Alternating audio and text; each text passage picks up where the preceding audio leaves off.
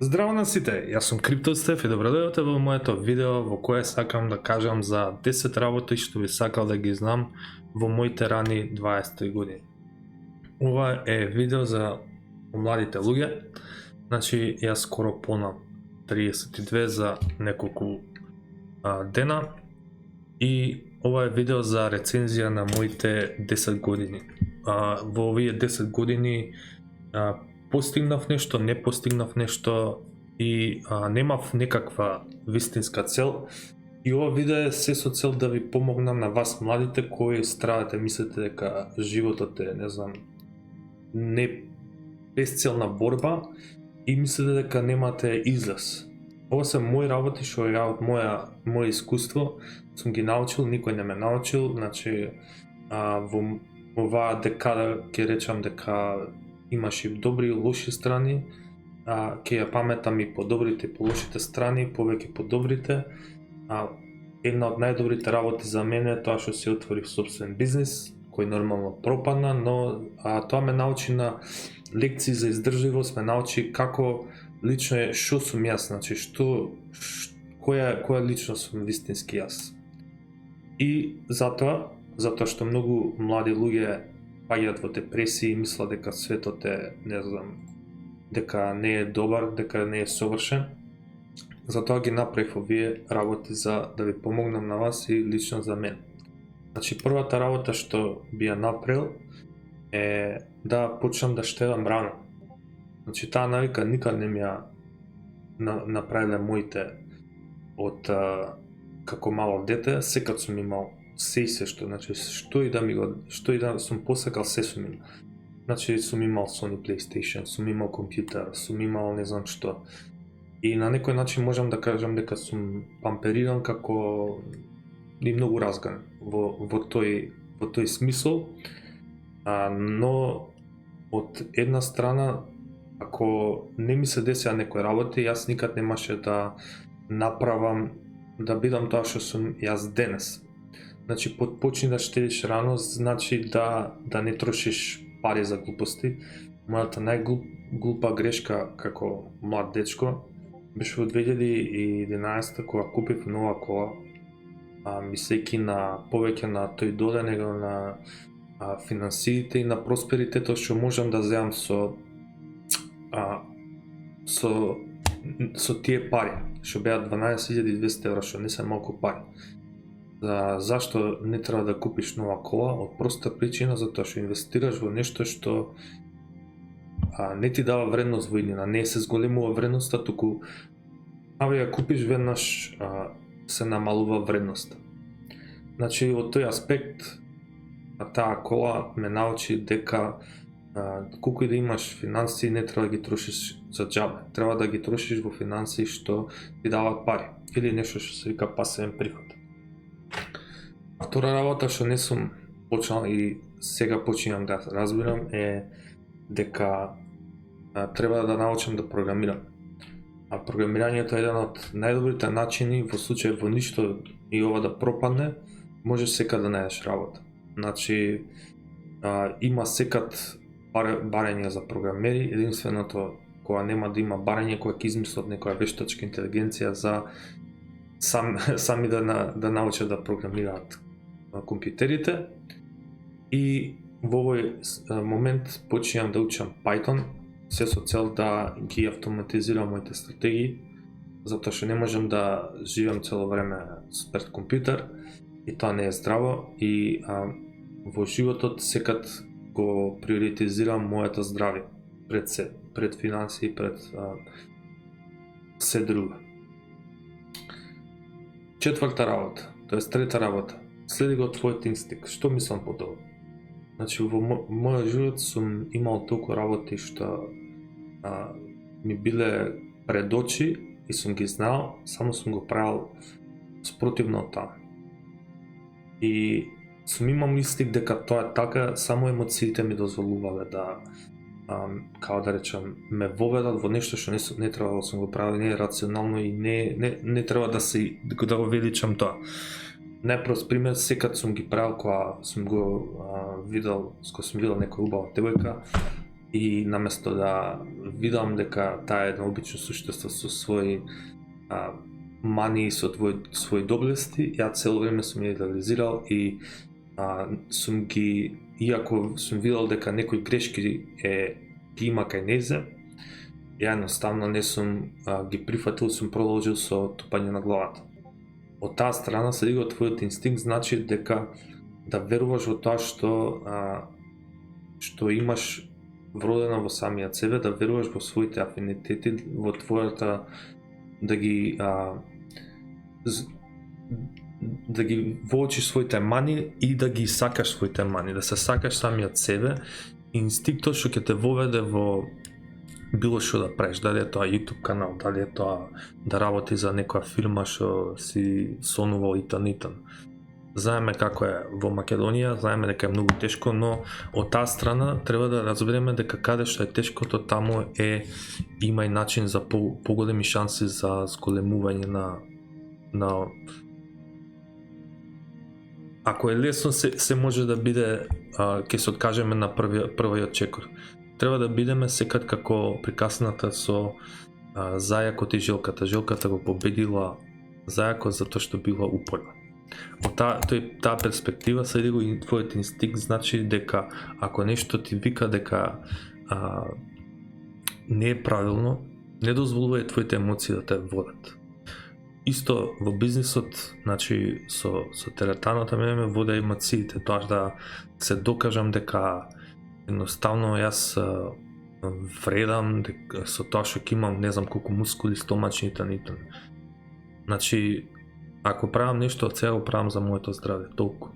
И ако нешто го следам со тоа што ценам да имам моја слобода, значи не ќе на никого да му останам должен, и нормално слободата се достигнува со финанси. И затоа идеме на другата работа, а тоа е да не заборавај да имаш живот освен работа и девојка. Значи ова сум крив многу пати, сум го приметил. Ако се посветам на нешто, се посветувам манијачки и баталувам се, значи баталувам и девојка, и пример за бизнисот, знам дека имаше период каде што после отварањето јас воопшто не се занимавав со ништо освен со бизнисот, со растење на бизнисот, и има партнер што воопшто не разбираше како се гради бизнис. И тука имаше многу конфликти, многу расправи итн. Од таа перспектива треба да разберете дека пријателите се тие што после тоа, кога ќе останеш и без работа и без девојка, се тие што ќе ти помогнат колку толку да се изградиш пак и да се вратиш на нозе, што се вика. Затоа викам дека избери ги пријателите многу, како да речам, со многу внимание, и не биди секад наивен. Значи не мисли дека ако имаш работа и девојка дека имаш се. Значи животот е повеќе од работа и девојка и не знам што. Едноставно раководи се по тоа да имаш, значи ќе ви оѓа са мене како ми кажа мојот ментор, значи ако имате еден круг, ви целиот круг, уште еден круг, имате работа, девојка, ваше време, хоби и пријатели. Пример, сега имате девојка, немате работа, немате пријатели, имате хоби вие, значи времето што ви е од тоа три петини од ова ви го нема. И вие се чувствувате некако празни. И нормално тој момент ќе доведе до некаква депресија, но едноставно не треба да се фокусирате на тоа. Ако вие изгубите ова, значи не е крај на светот, можете пак да се изградите и да најдете луѓе што делите исти размислувања. И тоа е, како да речам, барчарт за моите размислувања. Да ги избришам само ова елемент. Значи, Број 4 завршивме, тоа е дека не треба да имаш треба да имаш живот освен работа и девојка. По број 5 биди финансиски независен порано. Значи биди финансиски независен значи пример да најдеш начин каде што може да се поддржиш самиот себе. Значи ние како држава сме една од големите држави каде што живееме со нашите родители. Тука има две работи, една кривица е родителите, едната кривица е државата. Државата не треба да ви е фактор за вашите одлуки за да станете финансиски независен. Ако идеме по мојата перспектива, ја ќе стане финансиски независен ако научев да програмирам и нормално ако бизнисот го раководев на начин каде што малку беше финансиски поинтелигентен, што значи тоа, да направам начин каде што ја ќе имам нула минимализирање контакт со луѓе, само парите да си течат и да се грижам само за да бидат, како да речам, да бидат удоволени доволно само колку за да имаш лепота. Значи хобито како фитнес, како теретана, сега во пример во вакви услови угостителски, сега профитот им е нула. Дури може и некој што сега се теретани да затвора, затоа што главниот бизнис модел на теретана е 6 месеци профит и 6 месеци никаков профит. Значи, ова ви го зборам од искуство и затоа ја се откажав од теретана, затоа што едноставно нема профит, нема живот кој може да те обезбеди комотно. Значи, овој живот програмирање, иако го мразам, мора да го научам и ќе го научам за лично за себе и за тоа што може да ми отвори нови врати. И другата работа е, ако не знаеш да програмираш, барем научи да иди во странство, малку порано.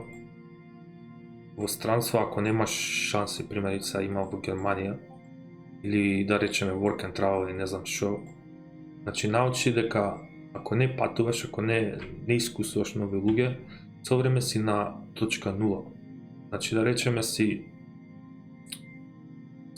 ова ти е животот, кога ти е еден точ, тоест нула да речеме, и цело време идеш во една права линија. Ако ти не искусуваш нови работи, ти секад си нула. Значи секад треба да се движиш во една права линија и секад да размислуваш на како да си го подобруваш животот. Значи како да си го исполниш со нешто што едноставно ќе ти направи да не се чувствуваш како нула. А тоа е нормално со работи што ги сакаш, работи што ги почитуваш, да се обкружуваш со позитивни луѓе, со исти луѓе што размислуваат како тебе и колку е возможно да бидеш финансиски независен, уште подобро лично за тебе и за сите околу тебе. Значи ќе немаш проблеми ни со, да речем, ни со ако имаш веќе некој партнер, па нема да се свиѓа со твоите родители и на тука се уклучуваат многу проблеми што може да се резимираат со тоа што ти не си финансиски независен. Значи, ако не си финансиски независен, не почне врска. Тоа ти го кажувам од моја лична перспектива. Од број 6. Идеме, не идеализирај никого.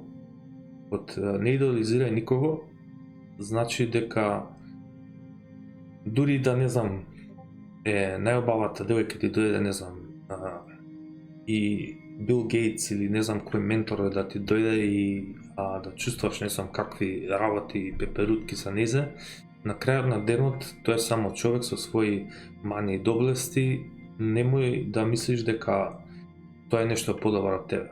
Стај го на рамниште нула. Значи, барем во македонското општество, значи имаш хоризонтален пристап каде што некој ти се однесува на најнормален начин, но во македонското општество многу луѓе то почитуваат кога имаш вертикален однос. Што значи тоа? Значи вертикален однос значи дека ти сакаш да доминираш над него. И тоа се доаѓа од тоа што македонците се многу комплексни луѓе, мислат дека се, не знам, врв на светот, а уствари не се врв на светот, ние сме на дно дна, од аспект на тоа што 500 години не сме имале никаков прогрес. Значи, никаков од времето на туците, ние само тоа што било добро е самостојувањето на државава и како држава ние немаме никаков аспект за тоа. Но тоа не значи дека ти треба да обвинуваш државата за твоите лични проблеми и да бараш помош од државата. Значи, ја никад не сум барал помош од државата, единствена работа што јас сакам да имам со државата е само плаќање на ништо повеќе. Нит земање субвенции, ништо. Колку повеќе си зависен од некого, толку повеќе он ќе гребе да ти го земе тоа.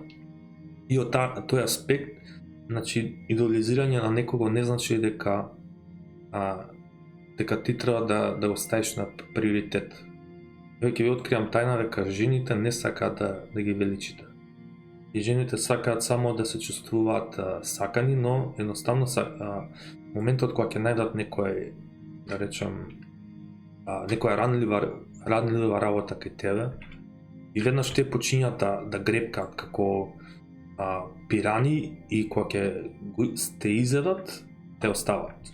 Значи, од тој аспект можам да кажам дека жените не се толку криви за денеска, мажите денеска особено не знаат како да го држат партнерот на дистанца, со тоа што го идеализират и го ја прават принцеза, уствари ништо не. Повеќе од еден човек со своји доблести и своји мани и е ранлив исто како тебе и сте се нашли на иста патека, само во одреден момент ти си се ставил во комфорт зона и тоа е тоа. И видиме на број 7. Најде партнер што имате слични цели и сте на исто рамниште. Значи, партнер е најбитната работа што можете да одберете. Моја перспектива, сум имал повеќе партнери, некои кратки, некои долги, јас сум секад за долги стази.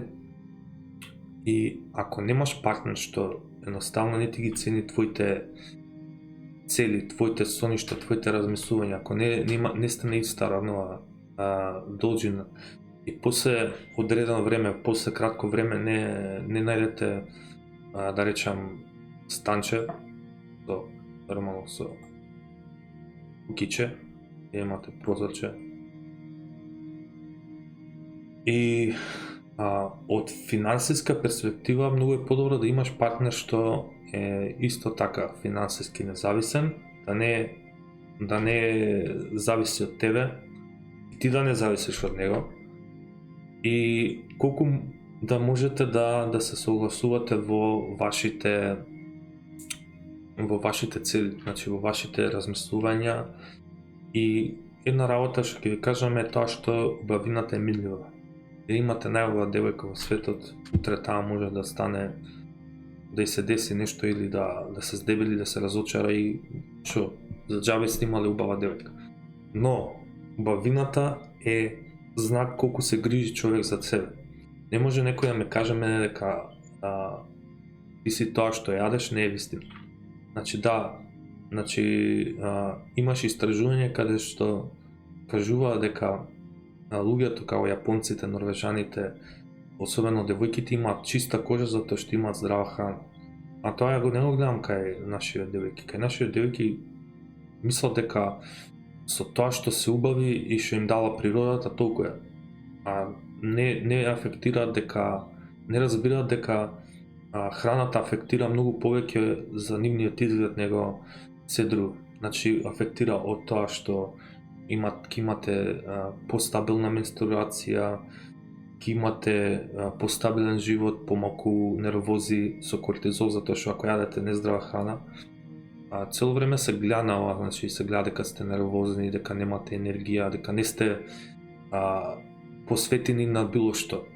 И моментот кога значи еден од партнерите ќе падне, значи ево тука е сега партнерот стигнал до некој степен и одеднашка паднал.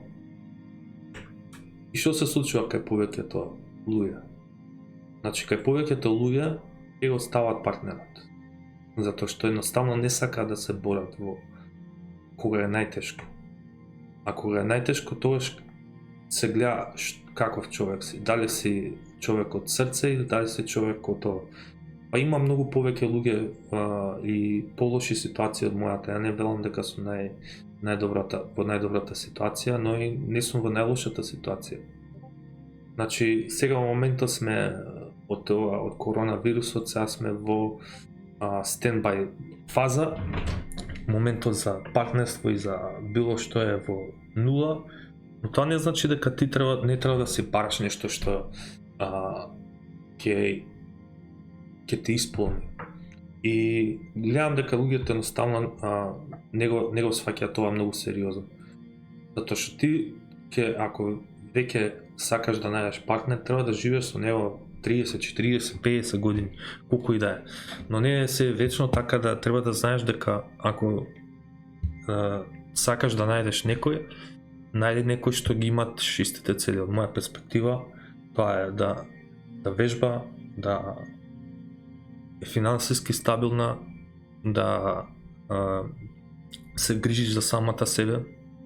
Значи по тоа да се грижи самата себе, да се храни правилно, да знаеш што сака во животот и да се грижи за партнерот. Тоа е најважно. Ако не се грижи за партнерот, затоа што животот не е секате на права линија и мислиш дека во животот ќе добиеш се и се што.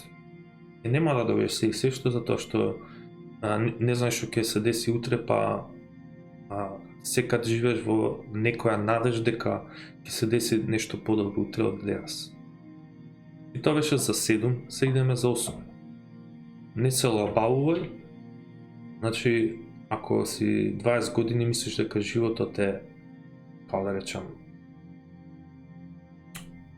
дека ти е подарен, дека мислиш дека се е како што треба, дека твоите родители секад ќе бидат за тебе, тоа е многу лошо размислување.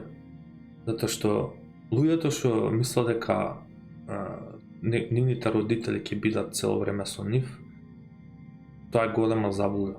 Значи, барем што ги почитувам американците е тоа што после 18 години си сам свој човек. Ако сакаш да бидеш или на факултет или значи, од тоа се ига твојот инстинкт. Ја многу работи разбрав дека ги правев затоа што другите луѓе ми го кажа. Ја отидов во Бугарија затоа што некој ми рече дека има многу женски, толку ми беше мозокот тогаш. И една од главните работи што ако би некој би предложил е да гласачкото времето за гласање да станеш гласач е после 25 години, не пред 25 години. Пред 25 години ти си социјалист, после 25 години се градиш како личност и стануваш капиталист. И поднесе лабавуе станува тоа што фактот после одредено луѓе, склучувајќи ми и мене, после година-две, ја од 2013, ако ја гледате и до 2015 година, ја бев во најтоп форма. Од 2013 до 2015 во 2014 се деси нешто што нема никаде да го заборавам во мојот живот. И тоа ме афектираше, затоа ја таков бев. И тогаш наместо партнерот, која секад идеме на оваа точка, тогаш наместо партнерот да ме поддржи во тоа, да ме земе од дното, јас сам се изградив. Значи, ја ги изгубив сите клиенти која беше тој настан и од 0 клиенти, дали 1 или 2, пак се вратив на 20 за многу брзо време. Секојаш сум бил упорен во тоа што сум сакал да го направам. Дури некад премногу упорен. И од тој факт не се олабавува, значи и немој да мислиш дека можеш да афектираш некого со твоите работи и не можеш да го контролираш некого што сака да прави. Јас секад сум бил од тоа либерте, дека луѓето не можеш да ги контролираш и не можеш да им кажеш што сака да прават, што треба да прават. Они знаат што сами треба да прават. Ако вие сте во една река со партнерот и цело време пливате заедно, и влечете заедно, нормално да имате едно кајче. И мора двајцата влечете заедно, затоа што ако не, ако во одреден момент некој падне, тој ќе ја земе целата, како да речем, целата тежина на својот крп. И на тој начин, од таа перспектива, не треба да, значи, не треба да се олабавуваш и да мислиш да живееш во комфорт зона. Значи, секој ден треба да ти биде исполнет. Секој ден треба да направиш нешто како ако да мислиш дека животот е борба и животот е борба за подобрување на самиот себе. Да, на крајот на денот сите ќе умреме, но треба да го живееш животот како да ти е последен и да ги оставиш луѓето околу себе, самите да видат дека ти вредиш. Значи, тие што ме запознаат знаат колку вредат, а тие што не ме знаат и што ме хейтале, им заблагодарувам затоа што без нив јас никад немаше да видам тоа што денес сум. Од таа перспектива не се олабавувај е за сите луѓе што во 20-тите години ништо не прават, после одреден период земаат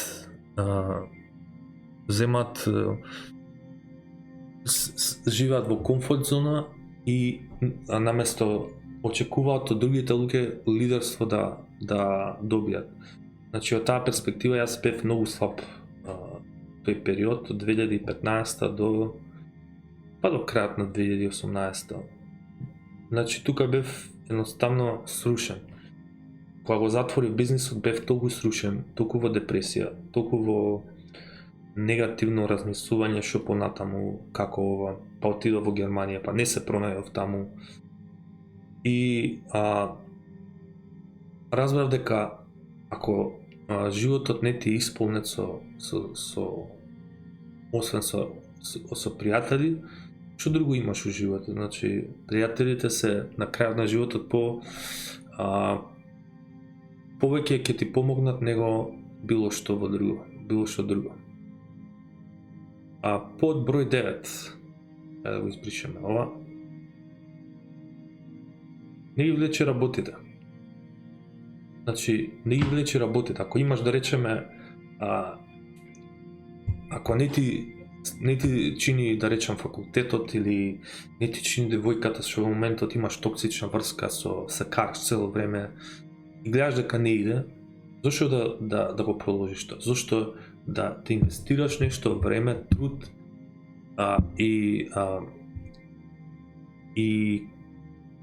внимание за некого што едноставно за нешто што не вреди. Но мислат луѓето дека, како да речем, дека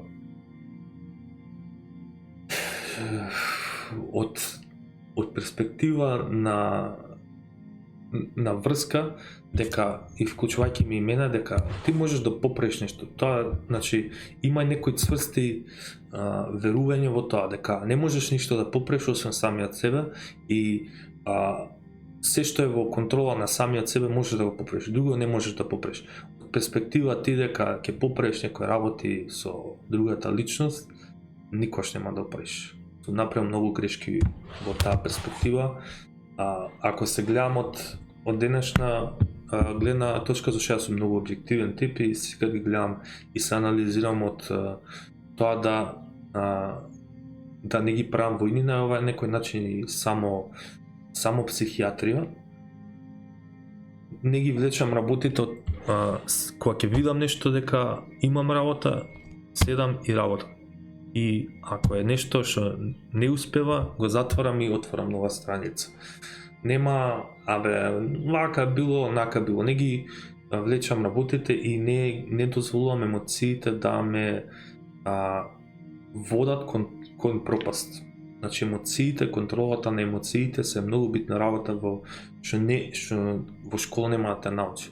Затоа, ако страдаш од тоа, земи си психолог, разговарај со психолог, ќе те гледа на друг начин, ќе осетиш многу поголемо подобрување. Барем од моје искуство знам колку мене ми помогна Лидија од таа перспектива.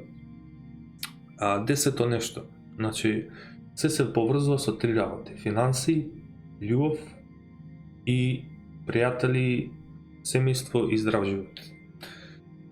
Инвестирај во акции, во фондови и слично. Значи не мора да е криптовалути.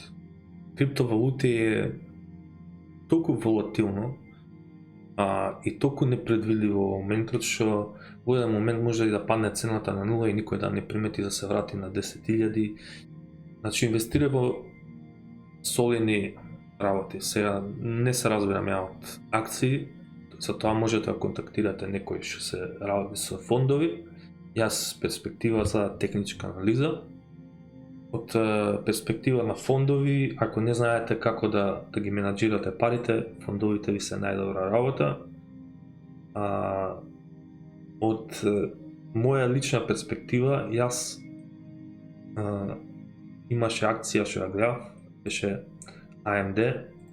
AMD, ако не знаете, се процесори.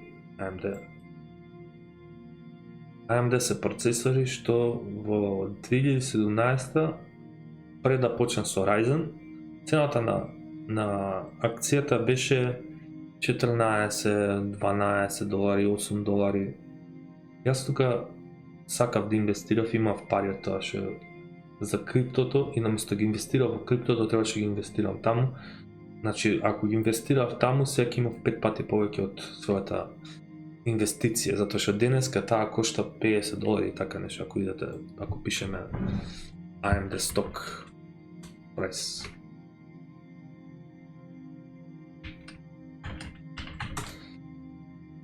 А 51 долар. Значи, од таа перспектива AMD беше многу добра акција што требаше да земам, но тоа што не можеш ти да се враќаш во минатото.